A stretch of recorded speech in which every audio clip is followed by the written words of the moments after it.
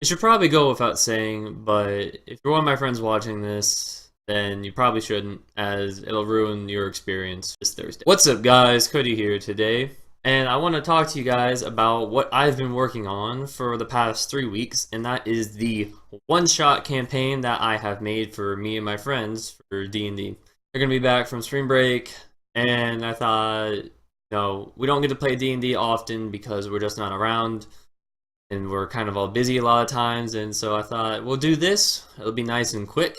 So I'm going to have this video talk about the initial design for this campaign and simple plot points for it, and I'll have another video that goes more in depth into the dungeon itself. So for the setting for this campaign, this takes place in a world that I have created for another campaign that I am running for my friends. However, setting doesn't really quite matter.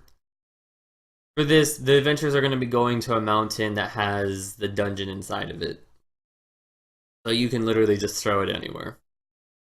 The party is getting revived by a wizard that wants revenge on a demon. The wizard is named Denrosk Rildamu. He was part of a group of bad wizards from a different continent. They had some pretty shady practices, and after a while, there was some infighting, and in the town which they were located in, there was some mobs starting to kill off some of the members. And so Denrosk, kind of fearing his life, decided, you know what, this probably isn't worth it for me, all of this power and whatnot. It's probably not worth it if I'm going to just die. So he decided to hightail out there, leave, got a ship to go to the continent, and he just wanted to just study magic and just have a nice place to just be at peace and do his stuff. So Denrosk ends up finding the ruins of this kingdom in my campaign, my story, my world that is now gone, and he finds this teleportation circle there, which brings him to this castle that's a safe house for the royalty, that was meant to be a safe house for royalty. And when he gets there, he ends up in the back room of like a study. And normally, you would think that this place hasn't been used in years. This kingdom fell years and years ago, and technically no one should really be here. There is. The study is lit, and he can see that the room is lit. And the shadow is being casted on the wall, and it's this large monstrous figure. And the figure hears him and transforms down and morphs back into this humanoid shape. It comes around the corner and finds Rildamu and starts talking to him. And Rildamu sees this jester, this human dressed as a jester, but he's very pale. He's very pale, and the jester is dressed in green and purple clothing. And the jester asks, "Who are you? What are you doing here? How did you get here?" And Rildamu tells him who he is, and Rildamu tells him that he's a wizard and that his area of expertise that he wants to study more is necromancy. The jester is like, "Ooh, necromancy, okay.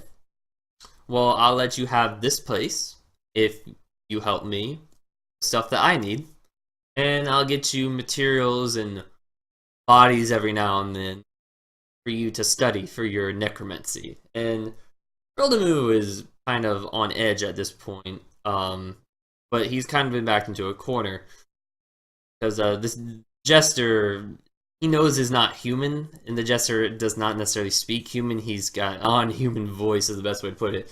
If you know who Shaco is from League of Legends, it sounds kind of like that. That's how I imagine. And so they strike this deal. Rildamu kind of has no option, because he's kind of afraid of what the counter offer is, if he doesn't accept that. So he's like, "Cool, whatever. Yeah, sure, I'll do that." And Rildamu's, kind of like, "Okay, I have this guy that's gonna go and get me stuff, and all I had to do is just do a few favors for him, I guess. And I get this nice place to live in and go about my research." And so the jester has Rildamu revive some animals for him. And that was pretty much it. It's every now and then he'd get Rildamu to revive some type of creature of some sort. And the jester would bring Rildamu bodies. However, about half the time, the bodies that the Jester would bring, Rillamu cannot revive them. He cannot resurrect them at all. And normally, how necromancy works when it comes to resurrections is you kind of have to persuade the soul to want to come back to living. But when it came to these bodies, it wasn't that he couldn't get the soul to want to come back to live. He couldn't find a soul to talk to. It was like this corpse had no one inside of it at all ever. Just a body. Rillamu starts asking the Jester about it, and the Jester is kind of getting ticked. Because the one condition the Jester set up with Rillamu was to not question what the Jester needed the creatures for that he was getting back, that he was having Rillamu resurrect, and not to question how the Jester came in possession of all these dead bodies. Rillamu starts to question, like, okay, something's not right here because I can't do anything with these guys. Nothing is working. He starts to wonder what exactly is going on, and he questions the Jester about it. And the Jester's like, you don't want to know. So Rillamu kind of lets it pass for a bit, and then it happens again, though, several more times, and he asks again, and the Jester, very impatient. And he's like, I really didn't want to kill you, Rillamu. You got a nice thing going here, and you could still be of some use to me. So we'll just settle for this, shall we? And the Jester transforms to his demon state, knocks him out, and takes his research while he's knocked out. Rillamu is kind of pissed, and he kind of wants to know what's going on. He wants his stuff back, most of all. So he takes the next few months to go and get the group of adventurers, the party, rounds them up, resurrects them, and kind of sets them on a timer to go and get his stuff back. He knows about the location of where the Jester goes off to, so he can watch him from the castle leave. So he knows about where the Jester might be. Rillamu, when he revives the party, when he resurrects them, has put anklets on them that pretty much have like a poison in them that after 5 days, if they don't come back with his stuff, they're gonna die. And only he can take off the anklet. So the party is gonna have to go to the Jester, get his stuff back, and come back within 5 days. It's gonna take the party 2 days to get to where the Jester is. 1 day to get through the mess of a dungeon that I've created, and 2 days back.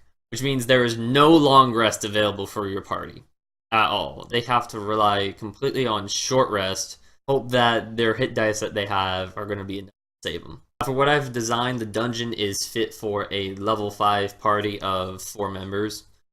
I have given them 4 health pots, just because with the combination of what they have in terms of classes and skills and whatnot, they needed 4 health pots just as a little bit of a helper to get them to at least the end part of the dungeon.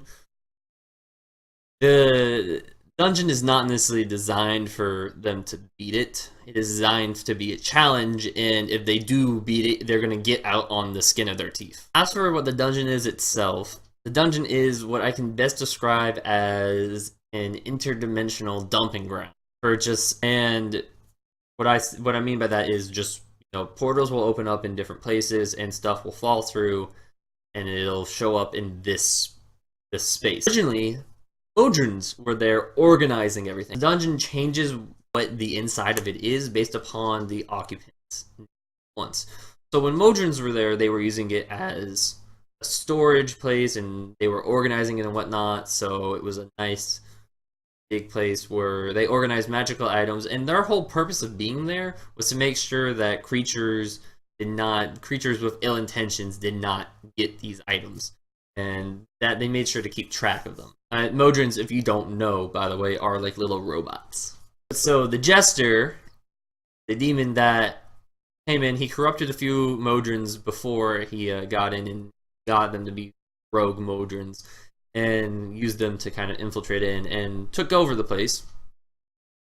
And he turned the dungeon into a torture chamber, pretty much. The magic items in there, he was not able to access those. They were stuck in what is now called the vault, because the dungeon is taking into account what the Mojins want and what the Jester wants. So the Jester really just wants to torture people. The Mojins want to make sure that he doesn't get these. So over the years, the Jester has been killing people in this dungeon. Party's going to show up here. They're going to have to pretty much get through, and we'll go into more details about the dungeon in the next video. But I think that's going to be it. So thank you all for watching. I hope you enjoyed. In the next video, I will be talking about the dungeon itself, what's all in it, what I have designed for it, what little goodies I have hidden. If you do want more Dungeon Dragon stuff, please leave a like and subscribe, and support me on Patreon. That's going to be the best way for you to get more content from me. Thanks, guys. See you in the next one.